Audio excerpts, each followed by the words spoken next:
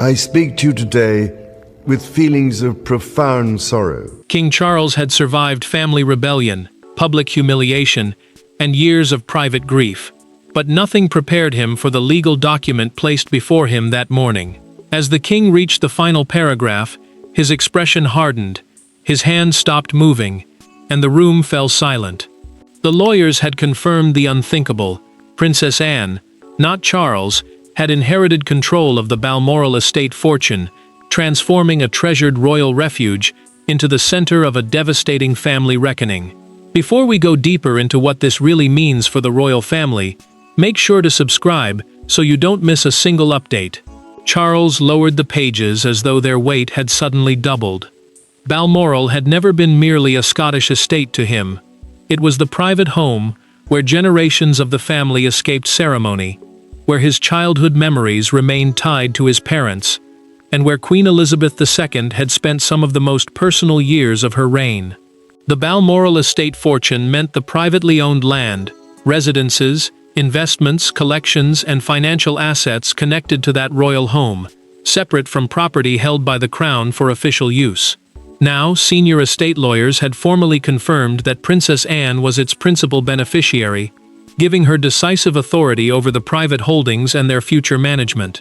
The king read the final paragraph again, then asked the question no one in the study wanted to answer. Why had his mother trusted Anne with something he had always believed would pass naturally to him? One lawyer kept his voice measured, but his words cut deeper than any accusation. This was not an administrative mistake, nor a routine succession arrangement. The late queen had personally approved a private legal structure, placing her daughter at its center. Elsewhere, Anne received an identical file and remained silent long after the messenger had gone. She felt no victory. The princess understood exactly what the inheritance would mean to her brother, and the thought of becoming the source of his pain turned the fortune into a burden before she had touched a single part of it. Sir Timothy Lawrence watched her close the folder and heard her admit that Balmoral might now divide the family it had once sheltered. Back in the study, Charles pushed for the full explanation, but the lawyer revealed one final obstacle. Queen Elizabeth had written a sealed instruction in her own hand, yet its contents could not be released until Anne was physically present. The monarch's grief hardened into resolve. He ordered an immediate private family meeting, convinced that the letter would explain his mother's choice, but unaware that it would expose the painful incident that had changed her decision forever. But before Charles could confront the words his mother had left behind, he first had to face the sister, who now possessed the one inheritance he had never imagined losing. To the outside world, King Charles and Princess Anne represented two unshakable pillars of the monarchy, one crowned by destiny, the other defined by duty. Yet behind palace doors, the Balmoral decision reopened a lifetime of contrasts between them. Charles saw the estate as a final bond with his mother. Anne saw it as an obligation she had never requested.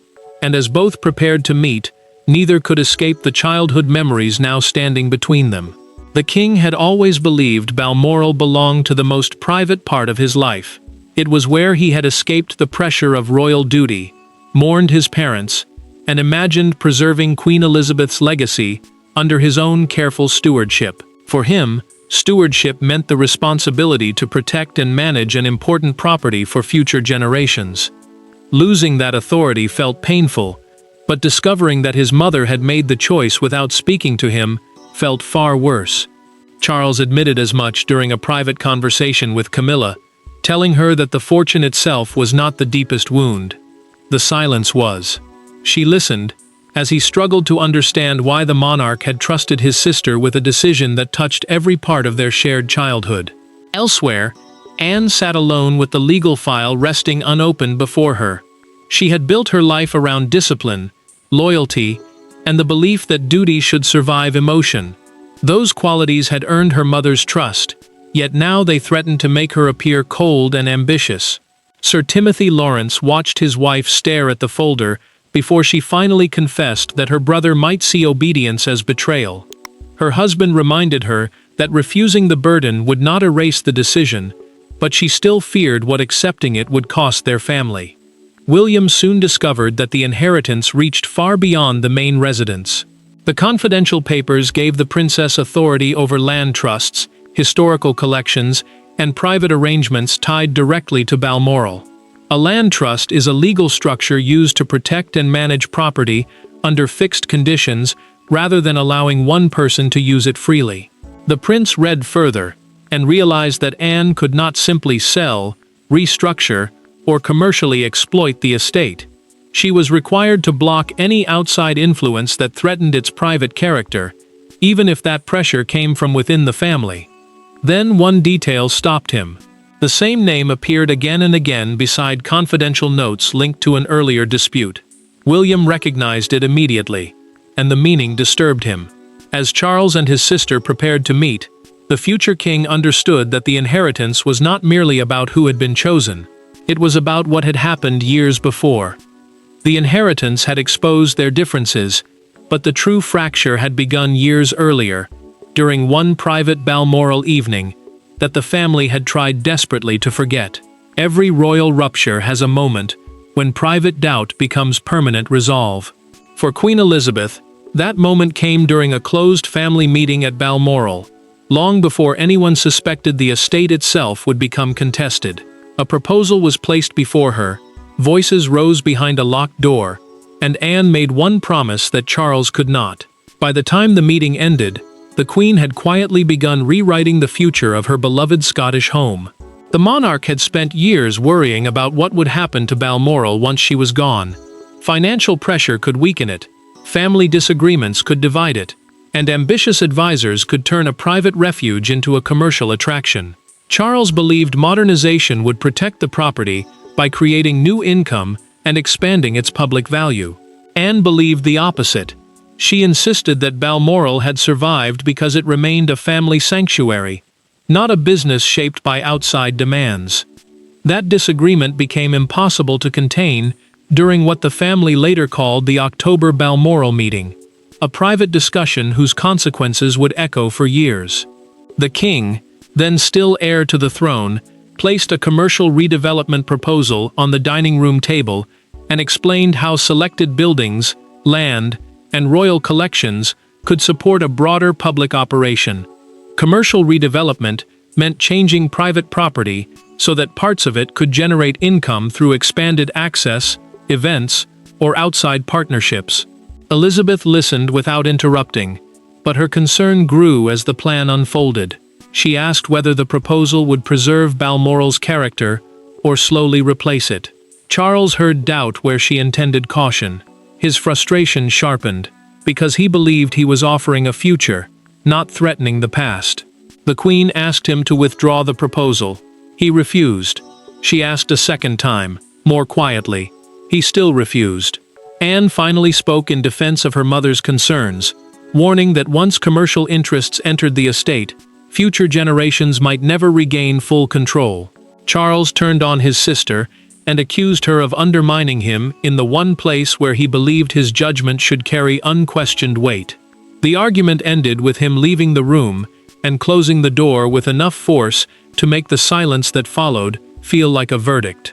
Anne remained with Elizabeth after everyone else had gone.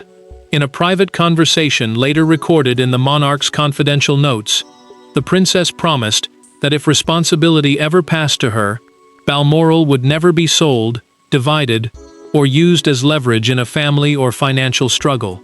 Her mother did not answer immediately, but she reached for Anne's hand and held it. That same night, Elizabeth summoned her private solicitor, the lawyer responsible for handling her personal legal affairs, and instructed him to begin drafting the arrangement Charles was now desperate to overturn. Years later, the promise made in that silent room would return as a legal command, and force Charles and Anne into the confrontation their mother had always feared. When Charles entered the private drawing room, Anne was already waiting beside the sealed letter. No aides stood nearby. No private secretaries could soften what was about to be said. The king closed the door, remained standing, and asked his sister one devastating question. Had she known their mother intended to leave Balmoral's fortune to her? Anne's answer did not calm him. It confirmed that the wound reached far deeper than money. The room at Windsor had been chosen because it offered privacy, but privacy brought no comfort. A legal file rested on the small table between them, beside the handwritten explanation Queen Elizabeth had ordered sealed before her death. The late monarch's instruction was a private legal direction explaining how her personal estate should be protected and managed. Charles had refused advisors because he wanted this settled first as a brother, not as a sovereign confronting a beneficiary. Anne understood that choice, yet she also knew it removed every shield either of them might have used. The king accused her of allowing him to believe Balmoral would remain under his control. He pushed a chair aside when she replied that their mother's confidence had not belonged to her to disclose. The movement broke the restraint in the room. Anne told him she had never asked for the inheritance, never celebrated it, and would gladly surrender every acre and every pound if the choice were hers alone. But it was not. She would not betray the Queen's final command merely to spare them both pain. Charles heard duty in her voice, but grief made it sound like defiance. Together, they finally opened the letter. Elizabeth's words revealed that she had feared Balmoral would become vulnerable after her death, not only to commercial pressure, but to competing advisors, private interests, and emotional decisions made during moments of family strain. She had not doubted her son's love for the estate. She had doubted whether love alone could protect it from those surrounding the crown. Then came the sentence that changed the argument.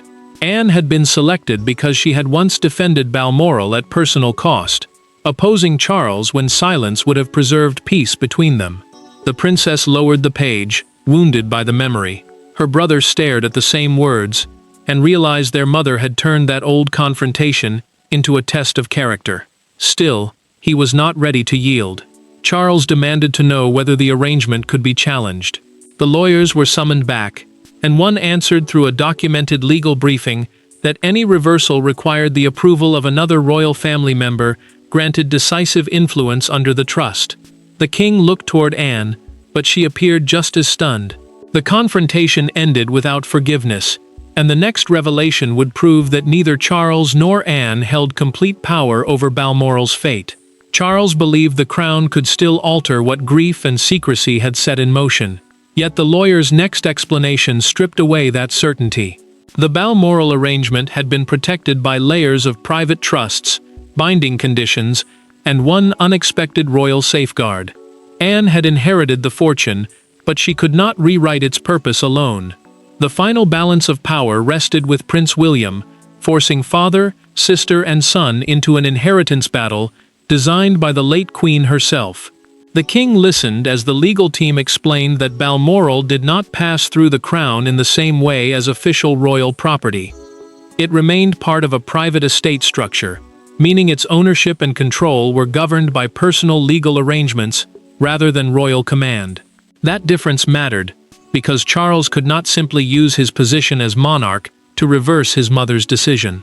Anne held the inheritance, but even she was bound by conditions written to survive pressure, argument, and changing loyalties. Then the lawyers named the safeguard Elizabeth had placed at the heart of the arrangement. William had been appointed as a future protective trustee, a person legally required to defend the estate's stated purpose and approve any major change. No sale, commercial agreement, transfer of authority, or restructuring could proceed without his consent. The prince read the clause in silence. His loyalty pulled in two directions at once. Charles was his father and his sovereign, yet the Queen had prepared him for future kingship by teaching him that duty sometimes demanded resistance, even within a family. The king asked his son to support a formal legal review. He spoke calmly, but the request carried the weight of command and pain. William chose each word with care. He said he could not promise support until he understood why his grandmother had feared Balmoral needed such protection. Charles heard hesitation and felt the old wound deepen. Anne, still shaken by the confrontation, said nothing until another condition was read aloud. She could keep control of the fortune only if she rejected outside commercial influence and preserved designated family areas, exactly as Elizabeth had ordered. The princess understood at once that the inheritance was not freedom. It was a lifetime of restriction, disguised as privilege. Then came the memorandum. In a private recorded note attached to the legal file, the late monarch described Balmoral as a test of whether the family could place duty above personal entitlement. William read that sentence twice. The message was not aimed at one person, it was aimed at all of them. Before giving his decision, the future king requested a private visit to Balmoral with Anne so they could examine the protected areas and the Queen's instructions together. Charles watched them prepare to leave and wondered whether his own son was now moving against him. As William departed with Anne and the Queen's memorandum, Charles was left behind to confront the first visible consequences of a decision he could no longer command. The legal confirmation did not remain contained within a single room. Within hours, schedules changed, estate officials received new instructions, and courtiers sensed that Balmoral's chain of command had shifted. Charles, still king, discovered that his approval was no longer required for decisions involving the property he considered part of his emotional inheritance. Then came the moment that made the loss real. An estate briefing was delivered to Anne, while Charles was politely informed, rather than consulted. Balmoral's senior administrator formally redirected financial authorizations, preservation plans, and estate reports to the princess under the confirmed inheritance. The chain of command meant the official order showing who now held practical authority and who had to approve each major decision. Charles retained personal access to the estate and his ceremonial position within the family, but Anne now controlled the fortune, the management, and the responsibility attached to both. The difference was devastating. The king could still enter Balmoral as a son and sovereign, yet he could no longer command its future as owner. A courtier later carried the new memorandum into his study and waited while he read it. Charles folded the paper once, placed it beneath another document, and said nothing. The anxious official remained still, expecting anger, but the silence felt worse. Camilla watched her husband retreat behind formality and understood that he was no longer fighting only a legal decision. He was fighting the belief that his mother had trusted his sister and his son more than she had trusted him. The queen consort urged him during a private conversation not to turn grief into permanent resentment. She reminded him that Anne had not written the arrangement, and William had not created the conditions. Charles listened, but he did not answer. At Balmoral, the princess made her first decision. She did not spend the fortune, claim private rooms, or begin restructuring the estate. Instead, she froze every proposed commercial project until each promise made to Elizabeth had been reviewed. The move stunned advisors, who had expected immediate change. Anne wanted proof that accepting authority did not mean exploiting it. During that review, she found a private family provision hidden within the legal papers. The provision was a binding instruction protecting one secluded Balmoral residence for Charles's exclusive lifetime use, including its private gardens and family contents. Her mother had not removed him. She had separated his right to belong from his right to control. Anne read the passage twice and felt the conflict shift beneath her. She knew the discovery could not be delivered through another lawyer or reduced to a memorandum. Her brother had to hear it from her, without titles, advisors, or legal barriers standing between them.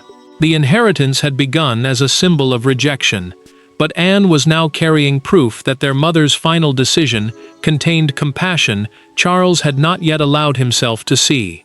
At Balmoral, away from legal chambers and palace advisors, Charles and Anne finally met, without an institutional barrier between them.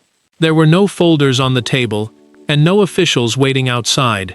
Anne found her brother beside the fireplace and handed him a single handwritten page. As he read it, the anger that had sustained him began to collapse, because the Queen's final provision revealed that she had protected his place at Balmoral even while denying him control. The room carried memories neither sibling could escape. They had known it as children, returned to it through years of duty, and watched their mother use it as a refuge from the pressure of the crown. Anne explained that Elizabeth had separated belonging from control. Charles would always have a protected home at Balmoral, but the responsibility for guarding its fortune had been placed elsewhere. The final provision meant a binding instruction added to the Queen's private estate arrangements, one that could not be ignored simply because it caused pain. The king read the page again. It granted him lifetime use of the residence he cherished, preserved its private gardens and family contents, and required his sister to consult him on decisions tied directly to memory, tradition, and personal family history. Charles finally admitted what he had refused to say before. His devastation had never been only about land, money, or authority. He had believed his mother had judged him unworthy. That belief had cut deeper than any legal defeat, because Balmoral was where he still felt closest to her. Anne listened, then confessed that she had spent years resenting the burden of being called the dependable child. Dependability had sounded like praise, but it had often meant carrying duties others were free to avoid. She had never seen the inheritance as a victory over her brother. She saw it as one more promise she could not escape. The princess then made the offer that changed everything. She said she would renounce the fortune if Charles truly believed it would destroy their relationship. For several seconds, he said nothing. Then the king refused. Surrendering the inheritance would not heal the wound. It would only betray the trust their mother had expressed with painful care. Anne lowered her eyes, and the tension between them finally began to loosen. Later, William arrived to hear their joint decision. The prince listened as his father confirmed he would not challenge the arrangement, and his aunt promised that Balmoral would remain protected rather than exploited. He understood that this private agreement had to become a public position before rumor turned grief into scandal. For the first time since the lawyers delivered their verdict, Charles and Anne stood on the same side, but beyond Balmoral's walls, the world was already preparing to judge them. By sunrise, the Balmoral inheritance had escaped palace containment and become the story dominating Britain. The question was no longer simply why Anne had inherited the fortune, but what the decision revealed about Queen Elizabeth's final judgment of her children. Commentators spoke of rejection, loyalty, and hidden royal fractures. Yet one image would transform the public mood: Charles and Anne walking together at Balmoral, their expressions solemn but unmistakably united. Broadcasters interrupted regular programs to explain that the princess had inherited decisive control of the estate fortune under her mother's private legal instructions. Those instructions were binding personal directions governing how Balmoral's land, money, residences, and collections would be managed outside the official property of the crown. Palace officials moved quickly, drafting a statement that confirmed the arrangement while stressing that Balmoral remained a protected family estate, not a trophy awarded in a royal contest. Charles read the first headlines and felt the old wound reopen. Several described him as the rejected son, a man denied the home he believed would preserve his bond with Elizabeth. The king knew the words were designed to provoke, but that did not make them easier to bear. Anne reacted differently. She was angered by stories suggesting she had quietly maneuvered against her brother because the inheritance had brought her responsibility, not triumph. William understood that silence would turn private pain into the nation's accepted version of events. During a recorded family discussion, the prince urged his father and aunt to appear together before rumor hardened into history. If they remained apart, grief would look like hatred, and duty would look like ambition. Then one front page captured the storm. A major newspaper printed an image of Anne holding the legal file beneath the headline, "The Queen's Final Choice." Outside Buckingham Palace, a crowd gathered around copies of the paper, reading the words aloud, and arguing over whether duty had defeated birthright. Some saw the decision as a final rebuke to Charles. Others saw it as proof that Elizabeth trusted the child who had never demanded the spotlight. The palace answered with one carefully chosen moment. It released a photograph of the king and his sister leaving a Balmoral service side by side, followed by their joint declaration that the Queen's wishes would be honored without legal challenge. The image did what statements could not. It showed sorrow without division and acceptance without celebration. With the public battle contained, Charles returned privately to the room where the story had begun. He carried the original legal document with him, ready to decide what his mother's final judgment would mean for the rest of his reign. The nation had received its answer about Balmoral, but Charles still needed to deliver the only verdict that truly mattered, the one he would make about his mother, his sister, and himself. Charles returned to the legal document days after it had devastated him, but this time he read it without anger. The words had not changed. Anne remained the inheritor of Balmoral's estate fortune, William remained its future guardian, and the late Queen's conditions remained absolute. What changed was the king's understanding. He finally saw that his mother had not deprived him of love. She had divided responsibility according to character, and trusted each of her children differently. The monarch formally confirmed that he would not challenge the inheritance, ending any possibility of a legal or constitutional struggle over Balmoral. A constitutional struggle would have meant a conflict involving royal authority, legal limits, and the monarchy's public stability. Charles understood that pressing forward would not restore his mother's confidence. It would only turn private grief into a national crisis. Anne accepted the responsibility under Elizabeth's conditions and pledged to protect the estate's private character, preserve its family purpose, and maintain her brother's lifelong place within it. The princess did not speak like a victor. She spoke like someone accepting a burden she knew could never be carried carelessly. In one final private moment, Charles signed a letter supporting the arrangement. His pen paused over his mother's name, and he admitted that pain had made him mistake limitation for rejection. Anne reached across the table and placed her hand briefly over his, before taking the document. The gesture ended what legal arguments could not. Neither money nor authority would be allowed to destroy the bond between them.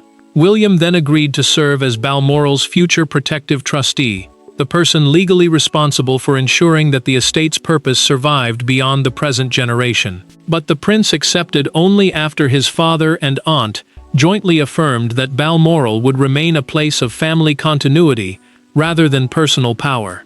The true design of Elizabeth's decision finally became clear. Charles had been entrusted with the crown. Anne had been entrusted with Balmoral's protection. William had been entrusted with making sure that neither responsibility became corrupted by possession. What began as devastation ended in humility. What looked like victory became service. And what threatened to divide the monarchy ultimately strengthened it, because the family chose acceptance over conquest. Balmoral's fortune did not crown a winner. It revealed the Queen's final lesson. Inheritance is not always proof of greater love, and true royal duty begins when power is accepted without resentment. And so the document that first appeared to divide a king from his sister became the final bond their mother left behind. One estate, 3 responsibilities, and a monarchy reminded that loyalty is worth far more than any fortune. Thanks for watching. Please don't forget to like and subscribe, and we will see you in next one.